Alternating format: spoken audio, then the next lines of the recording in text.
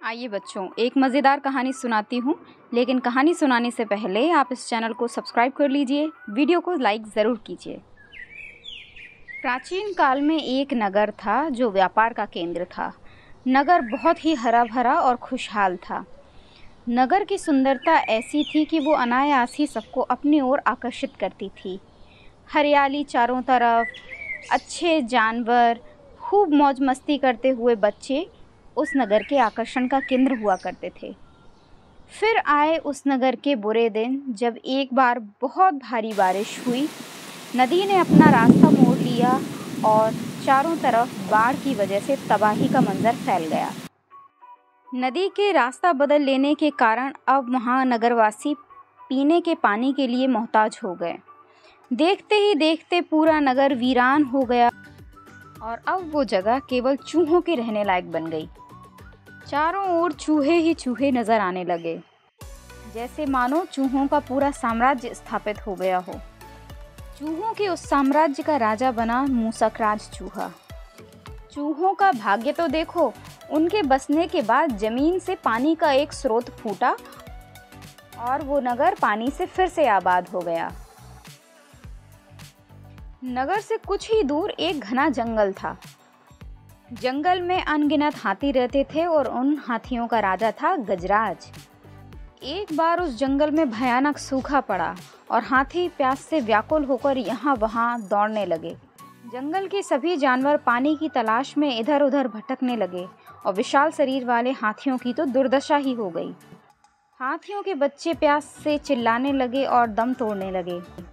गजराज भी सूखे की समस्या से बहुत चिंतित था और अपने साथियों को इस समस्या से निजात दिलाना चाहता था।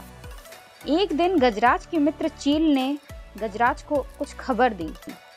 चील ने कहा कि खंडहर बने नगर के दूसरी तरफ एक जलाशय उभर कर आया है और वो जलाशय पानी से भरा हुआ है। इतना सुनते ही गजराज ने सबको उस जलाशय की तरफ जाने का आदेश दिया। खबर सुनते ही सारे हाथी डोलते हुए चल पड़े। जलाशय तक पहुंचने के लिए उन सभी को नगर के बीच से होकर गुजरना था। हाथियों के हजारों पैर चूहों को रौंदते हुए निकल गए। हजारों चूहे मारे गए और उस खंडहर बने नगर की सड़कें चूहों के खून से लथपथ हो गईं। मुसीबत यहीं ख़त्म नहीं हुई, अब हाथियों का ये रोज़ का सिलसिला हो गया। वो रोज़ जलाशय की तरफ पानी पीने के लिए जाते और हजारों चूहों को रौंदते हुए निकल जाते थे। रोज़ के इसी कृत्य से मूसक राज भी परेशान हो गया। मूसक राज के मंत्रियों ने उसे सलाह दी कि महाराज, अब आप ही जाकर गजराज से बात करिए। सुना है वो बहुत विनम्र स्वभाव के हैं, आपकी बात ज़रूर सुनेंगे। मूसक राज ने गजराज से कहा कि महाराज, हम खंडहर में बनी एक नगरी में रहते हैं। मैं उनका राजा मूसक राज हूँ। महाराज, आपके हाथी रोज जलाशय की तरफ जाने के लिए हमारी नगरी के बीच से होकर गुजरते हैं, जिनके पैरों तले रौंदकर हर रोज हजारों चूहे मर जाते हैं। हे दयालु महाराज, अगर ये संहार बंद ना हुआ तो हम सभी मूषक एक दिन नष्ट हो जाएंगे। मूसक की बात सुनकर गजराज ने दुख भरे स्वर में कहा कि मुझे माफ़ कर दो मूषक राज, मुझे अनजाने में पता ही नहीं था कि हमसे इतना बड़ा अनर्थ हो रहा है। आप सभी चिंता ना करें, हम अपना रास्ता बदल लेंगे। मूषक राज कृतज्ञता से भर गया। उसने अपने स्वर में कहा कि महाराज, आपने मुझ जैसे एक नन्हे से जीव की पूरी बात सुनी और उसे माना भी।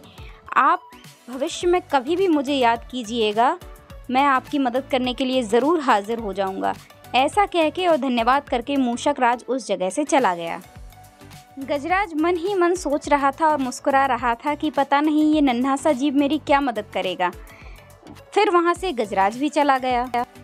कुछ दिन बाद की बात है, पड़ोसी देश के राजा ने अपनी सेना को और मजबूत करने के लिए उसमें हाथियों को शामिल करने का निर्णय लिया।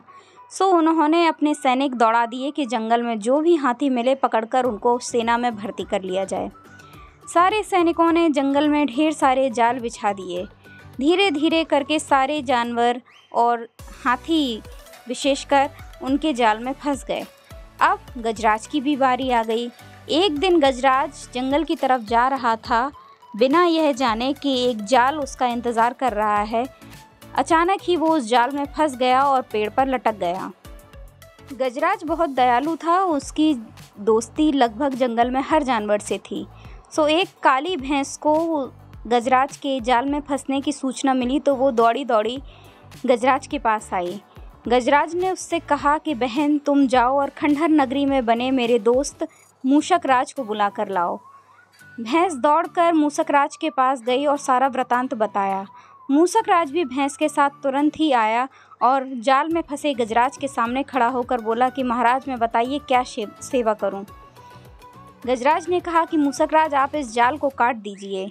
मूषक राज ने अपने पैने दांतों से वो जाल काट दिया और गजराज को बंधन से मुक्त कर दिया। तो प्यारे बच्चों, क्या सीखा आपने?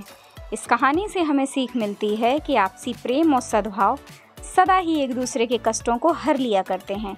इसीलिए हमें आपस में प्रेम और सद्भाव बनाए रखना चाहिए। मिलेंगे अगली वीडियो में फिर से एक नई सीख के साथ। आप इस चैनल पर बने रहिए, ढेर सारा प्यार दीजिए। चैनल अगर अभी तक आपने सब्सक्राइब ना किया हो तो सब्सक्राइब भी कर लीजिए। वीडियो को लाइक कीजिए और शेयर करना भी मत भूलिए।